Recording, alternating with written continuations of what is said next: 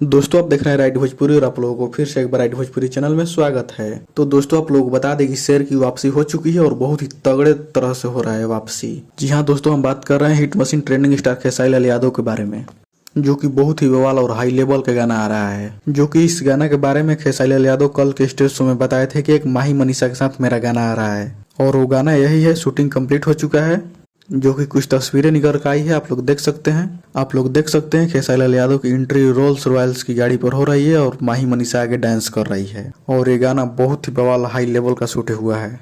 तो दोस्तों ये गाना किस कंपनी से आ रहा है ये तो अभी खुलासा नहीं किया गया है, लेकिन बहुत ही बवाल और तगड़ा गाना है और ये गाना बहुत ही बवाल और बड़ा हिट होगा।